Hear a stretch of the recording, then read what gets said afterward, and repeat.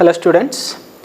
So in our last class what we have seen is the applications of Gauss law, like the derivation of electric field intensity for a cylindrical surface and variation of electric field intensity for both hollow spherical surface and solid spherical surface, right? So we have seen all these things. So in this particular session let us go with vector operator. So del operator, in other words divergence operator, we can call it as vector operator, del operator or divergence operator. So let us see the Maxwell's first equations, divergence operator of a volume charge, okay, in this particular session. So vector operator, which is called as del operator. In other words, it can be called as divergence operator. Divergence operator. What do you mean by divergence of a vector?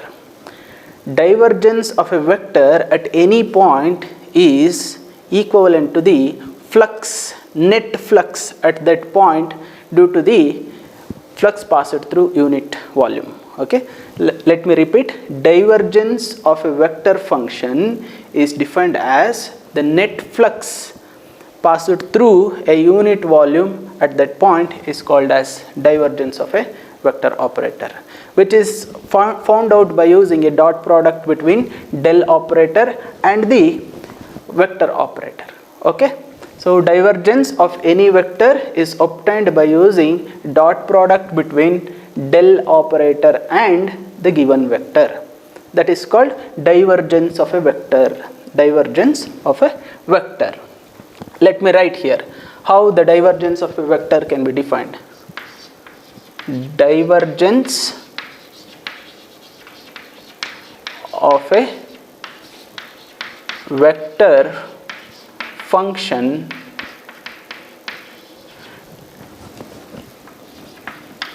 is the net flux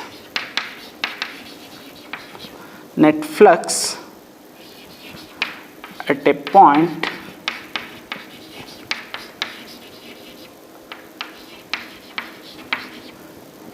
through the unit volume. At a point which passes through the unit volume, which can be obtained by using the dot product between the gradient and a vector, where this is the del operator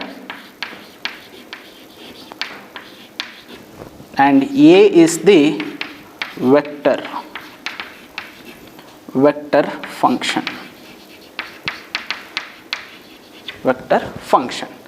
Now coming to the del operator definition, del operator can be defined as dou by dou x plus dou by dou y plus dou by dou z into a cap x, a cap y into a cap z. This is the del operator in all the three directions, and A is the vector which is represented as ax into a cap x plus ay into a cap y plus az into a cap z, where capital AX, capital AY and capital AZ are the magnitudes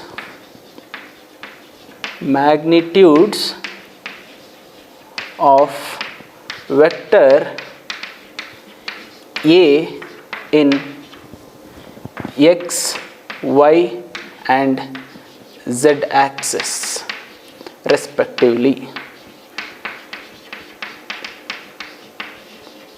In these three axes respectively. Then what about a cap x, a cap y and a cap z? A cap x, a cap y and A cap z are unit vectors along x, y and z direction respectively.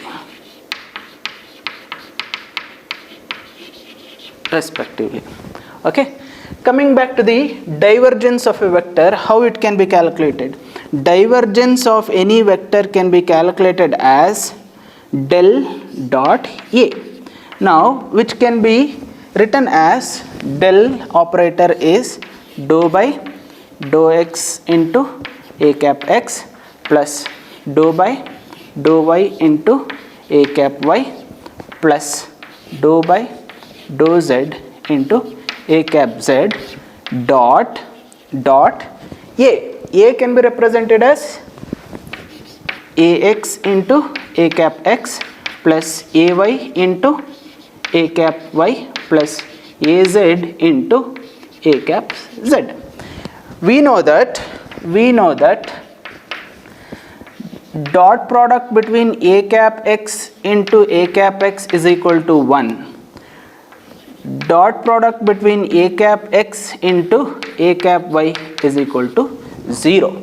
Similarly, dot product between A cap y and A cap y is equal to 1.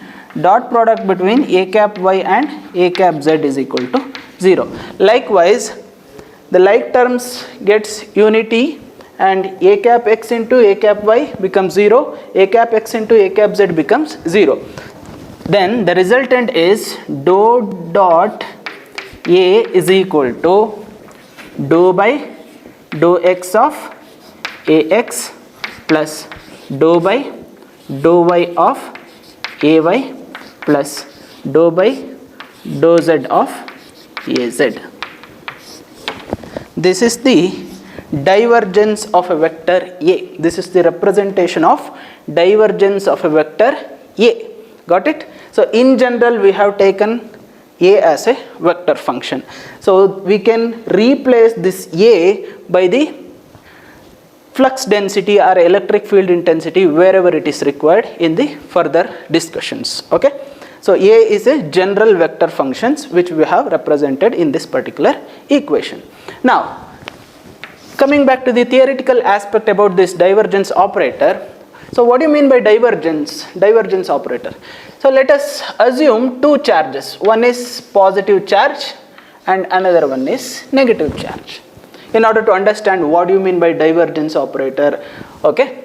So we know that always electric field or electric flux originates from positive charge and terminates at negative charge. We have seen this theoretical concepts already. Electric flux lines originates at positive charge and terminates at negative charge. See, this thing we knew already. That means positive divergence represents source. Positive divergence at a point represent it as a source point. Negative divergence represents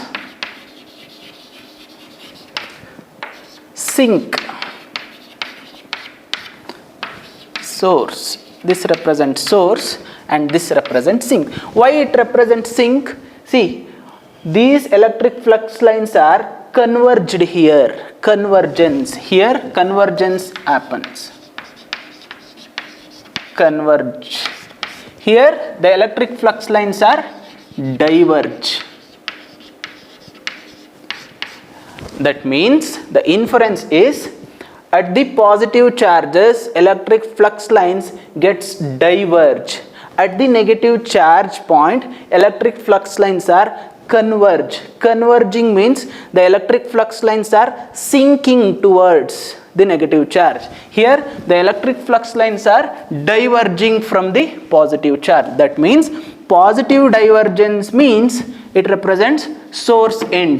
Negative divergence means it represents sink end. That is the thumb rule you need to remember. What you need to remember? The positive divergence means it is a source end, always flux lines diverge. Negative representation means, so it is a convergence point, it represents negative charge, it represents sink. This is the thing you need to remember. Okay.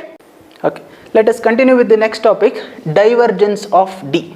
So till now what we have seen is the general representation of divergence in terms of general vector A. Now we need to derive a mathematical model for divergence of a electric flux density D. Okay, for that let us consider a volume charge. Okay, volume charge means it is a three-dimensional thing. We need to consider a three-dimensional volume. Let me write.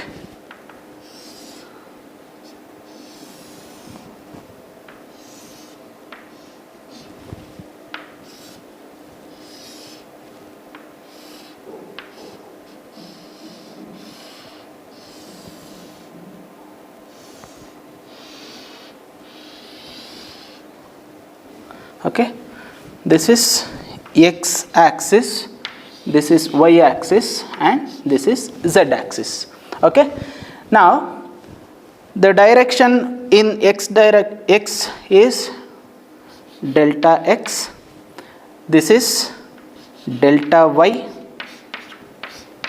and this is delta z. Why the delta x, delta y and delta z has been considered? Because we have taken the elementary volume surface. That's why the small length has been considered in all the three directions. Okay, so delta x, delta y and delta z are the elementary distances in each of the axes respectively for this particular elementary volume. Got it? Now this is the shaded area is the front face of this elementary volume. The shaded area has been considered as front face of this considered volume. Now let us choose a point P. Let us choose a point P at the center of this volume, exactly at the center of this elementary volume. Consider a point P at the center of this elementary volume. Let D be the electric flux density at this particular point P. D is the electric flux density at the point P, which is located at the center of this considered volume. Okay, this volume is delta V. Elementary volume we have considered. Delta V is equal to delta x into delta y into delta z. Why delta x into delta y into delta z? Length into breadth into height. That is called volume of a square. So that's what we have taken. Okay, so this is the geometry we need to consider. Okay, in order to have the mathematical equation for divergence of the electric flux density D. Got it? Now coming to this, in order to find out the electric flux at this particular point P due to the elementary volume delta V, we need to have Taylor series equation. Why Taylor series equation? Since this electric flux changes from one point to another point, we need to have the variable equation. That thing we have used for Taylor series. Okay. Now the Taylor series equation for front surface is represented as d front. D front is equal to, so which is in which direction? X direction. D front, the electric flux density through this front surface along the x direction is represented as d front along x axis. Therefore it is a component of dx. Okay, you need to remember this. Since we are considering this front face along the x-axis, hence its direction is in x direction. The electric flux lines are in this direction. Electric flux lines are passing in this direction. Okay. Now D front from the Taylor equation can be represented as dx plus dou by dou x of dx into delta x by 2. Why this length delta x by 2 has been considered? Look at this. Look at this diagram. The point P is exactly at the center of this volume.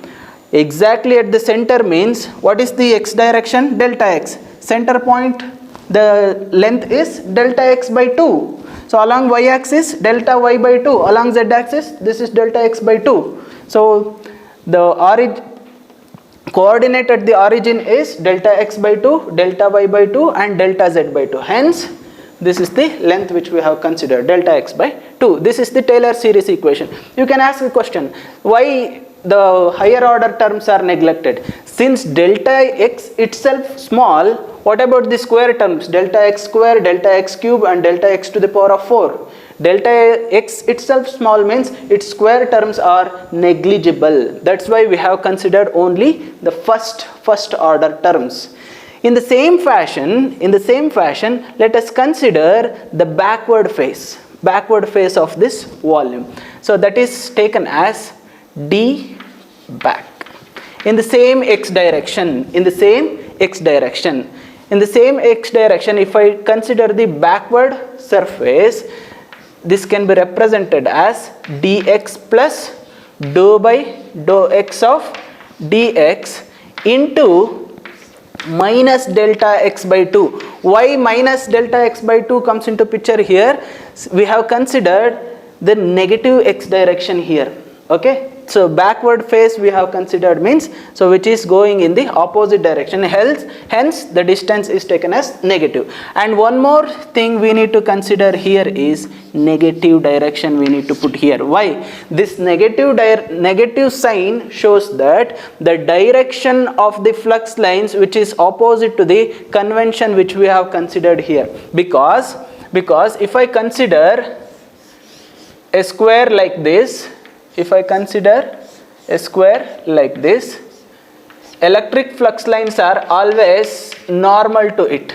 So the actual lines from the backward surface is in this direction. But here in our particular derivation, the electric flux lines are along the x-axis. That means in the backward surface, the electric flux lines are opposite to the conventional line which we have taken. Hence the negative sign comes into picture. In order to calculate the outward electric flux through the front surface and the back surface, we need to consider this equation. The outward electric flux from front surface is equal to d front into area of the front surface. That is d front into area of the front surface, area of the square, length into breadth. What is the length? Delta y. What is the breadth? Delta z. So which is delta y into delta z. Okay. Now if I substitute here, so this can be represented as the outward electric flux from the front surface is equal to, what is d front? Dx plus dou by dou x of dx into delta x by 2 into delta y into delta z. Name this as equation 1. Okay. Similarly, outward electric flux from back surface is equal to d back into area.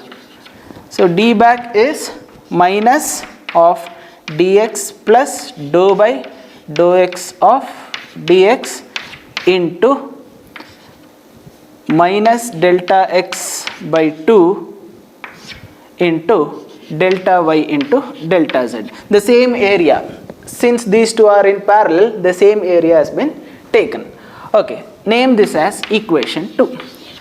See here, in order to obtain net electric flux along x axis, the net electric flux along x axis, perform equation 1 plus equation 2.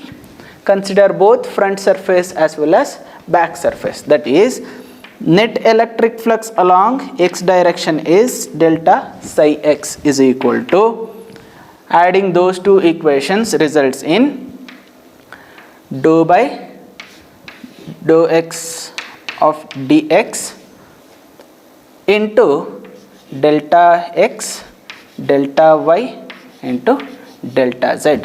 We know that delta x, delta y and delta z is equal to delta v.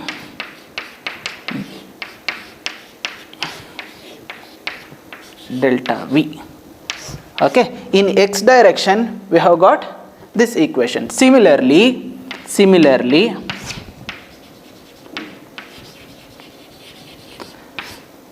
for y direction, for y axis, delta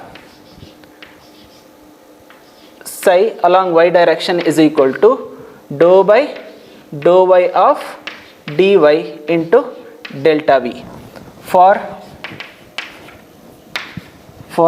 z axis, delta psi along z direction is delta dz divided by delta z into delta v. Okay, these are the general forms of psi x along x axis, psi y along y axis, psi z along z axis. That means electric flux, elementary electric flux along all the three axes are given by these three equations. In order to obtain total electric flux due to this elementary volume delta v, we need to add up all these things, right? In order to obtain total electric flux coming out of this elementary volume delta v is obtained by adding all the x, y and z components. Got it? Now continuing with this, the total flux coming out of this unit volume is taken as psi is equal to delta psi x plus delta psi y plus delta psi z. If we add all the three components, which have got dou by dou x of dx into delta v plus dou by dou y of dy into delta v plus dou by dou z of dz into delta v. Delta v is common, take it outside. Then we left with dou by dou x of dx plus dou by dou y of dy plus dou by dou z of dz into delta v. So delta v is common, we have taken it outside. Now observe this equation, which is similar to the divergence of a vector.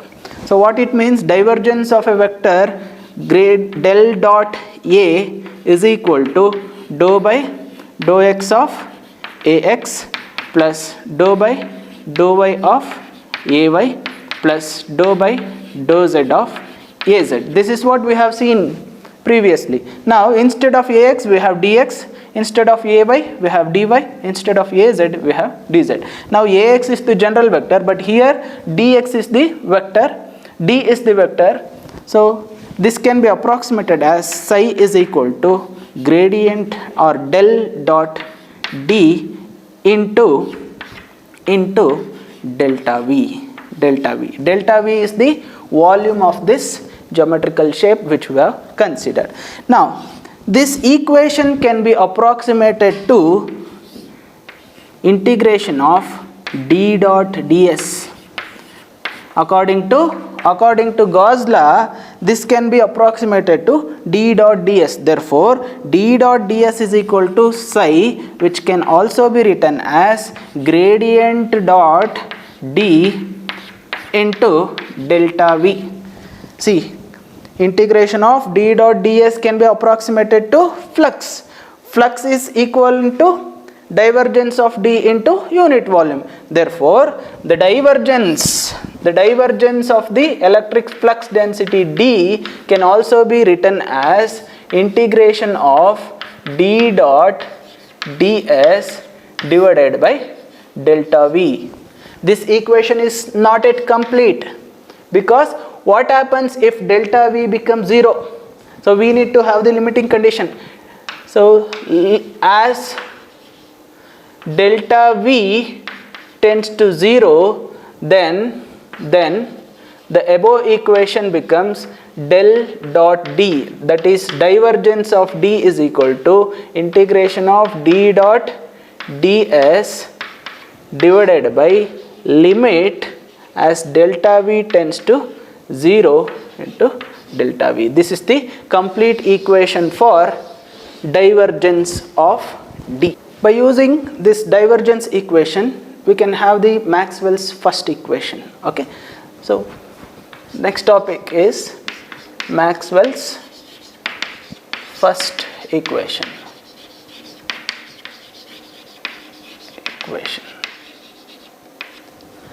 So for the same geometrical consideration, in z, y and x direction,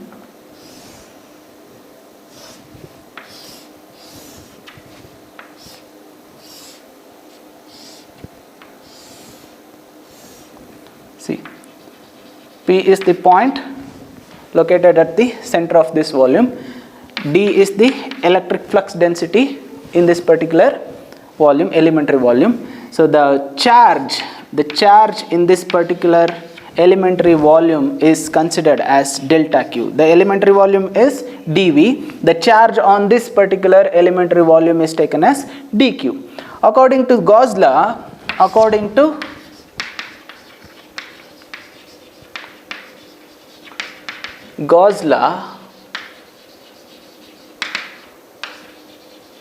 what it says,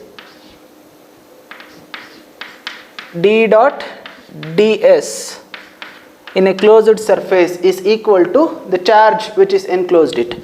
So the electric flux in this closed surface is equivalent to the charge enclosed within it. What is the charge enclosed within this surface? Delta Q, which can be represented as delta Q.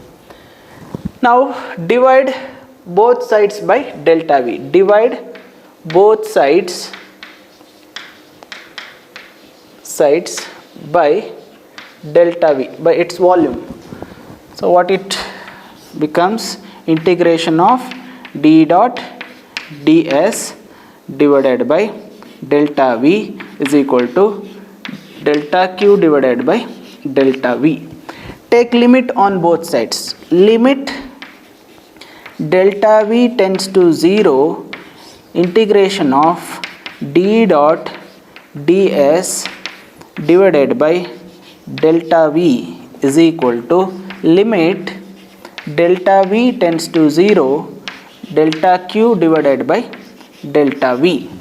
So in the next step, look at the LHS part. What LHS part is equal to? LHS part is equivalent to our divergence of D, that is del dot D.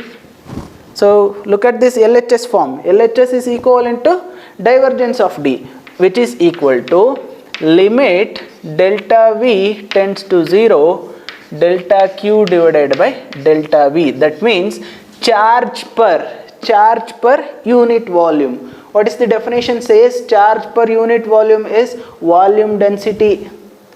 Okay, volume charge density, which is taken as volume charge density. Therefore, limit delta V tends to 0, delta Q divided by delta V is equal to rho V, volume charge density. So if I replace this equation here, del dot D is equal to rho V. That means divergence of the electric flux density is equal to volume charge density. In other form, divergence of D is equal to volume charge density. This is called Maxwell's first equation. Got it? Thank you.